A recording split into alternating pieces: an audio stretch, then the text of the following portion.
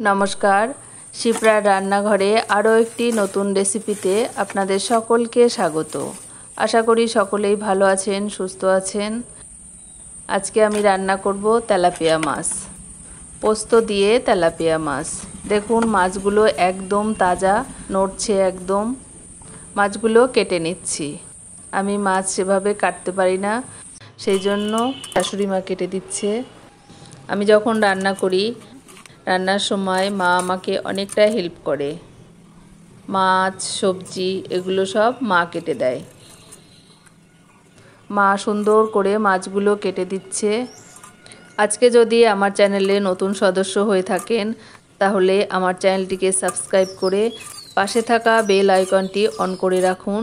তাহলে আমি যখনই কোনো নতুন রেসিপি দেব আপনারা আপনাদের সুবিধা মতো দেখে নিতে পারবেন। আর লাইক কমেন্ট করে মতামত জানাবেন। এই দেখুন মাছের থেকে নোংরাটা বের করছে। তেলাপিয়া মাছের পিত্তটা নাকি উপরের দিকে থাকে। বলছে দেখো আমি বের করে দেখাচ্ছি। এই দেখুন বলছে এই পিত্তটা গলে গেলে মাছটা পুরোটাই তিতো হয়ে যাবে আর সঙ্গে ঝোলটাও তিতো হয়ে যাবে। মাছগুলো বড় বড় সেই জন্য মাঝখান থেকে কেটে দিচ্ছে। সবগুলো মাছ কাটা দেখালাম না, ভিডিওটা অনেক বড় হয়ে যাবে, সেই জন্য এবার মা মাছ কাটতে থাকুক, আমি এদিকে মশলাটা রেডি করে নিই। আমি শিলপাটাতে মশলা করব, আপনারা মিক্সিতে করে নিতে পারেন। এখানে নিয়েছি 1 চামচ মতো পোস্তদানা, 1 চামচ সর্ষে, 4-5টা কাঁচা লঙ্কা। ঝালটা আপনারা আপনাদের স্বাদ অনুযায়ী দেবেন। এক একজন কম ঝাল খায়, এক একজন বেশি ঝাল খায়, আমি আমার মতো দিয়েছি। আর সঙ্গে দিয়েছি একটু লবণ। এবার সব কিছু একসঙ্গে বেটে নিচ্ছি। সর্ষে পোস্তর সঙ্গে লঙ্কা আর লবণ দিলে এগুলো একসঙ্গে বাটলে তিতো হবে না।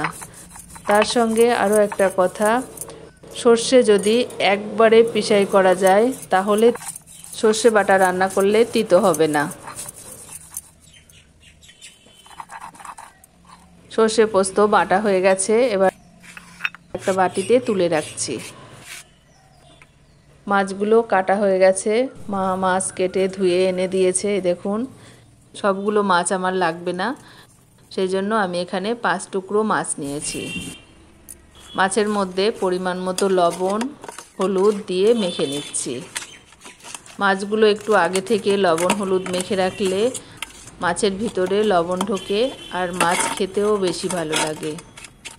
রান্নাটা আমি কাঠের উনানে করব, তাই উনানে একটা কড়াই বসিয়ে দিয়েছি। কড়াইটা গরম হয়ে গেছে।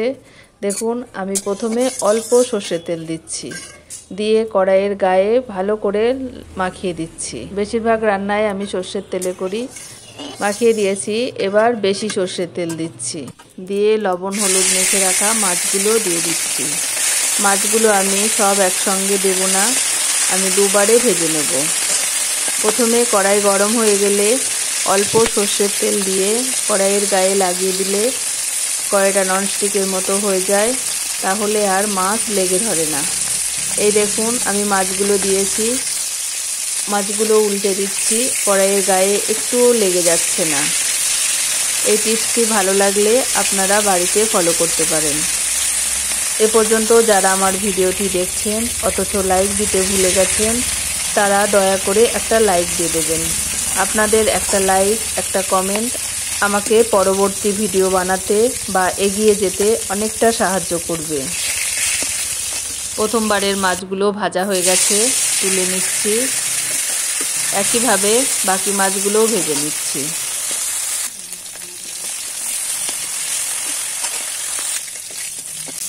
মাছগুলো ভাজা হয়ে গেছে, আর একটু তেল দিয়ে দিয়েছি, সেটা আর দেখাচ্ছি না। দিয়ে দিচ্ছি তেজপাতা, অল্প একটু জিরে, একটু নেড়ে নিয়ে দিয়ে দিচ্ছি 1 চামচ আদা বাটা, 1 চামচ জিরে বাটা, 1/2 চামচ হলুদ, 1/2 চামচ লঙ্কা গুঁড়ো, স্বাদ মতো লবণ। কড়াইটা প্রচণ্ড গরম হয়ে গেছে, সেই জন্য একটুখানি আগে জল দিয়ে নিচ্ছি। আজকে যদি আমার পেজে নতুন হয়ে থাকেন একটা লাইক দিয়ে পেজটিকে ফলো করার অনুরোধ রইল। এবার দিয়ে দিচ্ছি একটুখানি চিনি। এবার মশলাগুলো ভালো করে কষিয়ে নিচ্ছি। মশলাগুলো কষানো হয়ে গেছে, এবার সর্ষে পোস্ত বেটে রেখেছিলাম সেটা দিয়ে দিচ্ছি। বাটিটা ধুয়ে একটু জল দিয়ে দিচ্ছি। এবার মশলার সঙ্গে ভালো করে মিশিয়ে একটু নেড়েচেড়ে কষিয়ে নিচ্ছি। এইভাবে আপনারাও বাড়িতে একদিন তেলাপিয়া মাছের রেসিপি রান্না করে খেয়ে দেখুন। আশা করি ভীষণ ভালো লাগবে। আমারটা কিন্তু দারুণ হয়েছিল। কষানো হয়ে গেছে, এবার দিয়ে দিচ্ছি পরিমাণ মতো জল। জল দিয়ে দিয়েছি। এবার নেড়ে চেড়ে এবার এর মধ্যে ভেজে রাখা মাছগুলো দিয়ে দিচ্ছি। মাছ ঝোল একসঙ্গে কিছু সময় রান্না করে নেব। এই রকম নিত্য নতুন ঘরোয়া বাঙালি খাবারের রেসিপি দেখার ইচ্ছে হলে আমার পেজ বা চ্যানেলটি ঘুরে দেখুন। ভালো লাগলে লাইক কমেন্ট করে পাশে থাকুন। রান্না করে নিয়েছি, দেখুন ঝোলটা কমে এসেছে, ঘন হয়ে গেছে। তেলাপিয়া পোস্ত রান্না প্রায় হয়ে এসেছে। এবার এর মধ্যে দিয়ে দিচ্ছি ওপর থেকে সর্ষের তেল। সর্ষে বাটা, পোস্ত বাটা এইসব রান্নার শেষে সর্ষের তেল দিলে কালারটাও ভালো হবে আর খেতেও বেশি টেস্টি হবে। সর্ষের তেল দিয়ে দিয়েছি। এবার একটু ভালো করে নেড়ে চেড়ে অন্য একটি পাত্রে নামিয়ে নিচ্ছি। তৈরি হয়ে গেছে পোস্ত তেলাপিয়া। এইরকম হয়েছে, দেখুন কত সুন্দর হয়েছে। খেতে কিন্তু বেশ হয়েছিল। আপনারাও এভাবে বাড়িতে একদিন রান্না করে খেয়ে দেখুন। আশা করি ভালো লাগবে। দেখুন নামিয়ে নিয়েছি, কত সুন্দর হয়েছে।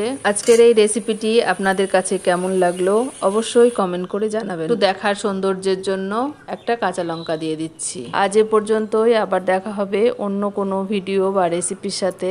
ততক্ষণ সবাই ভালো থাকবেন, সুস্থ থাকবেন। ধন্যবাদ।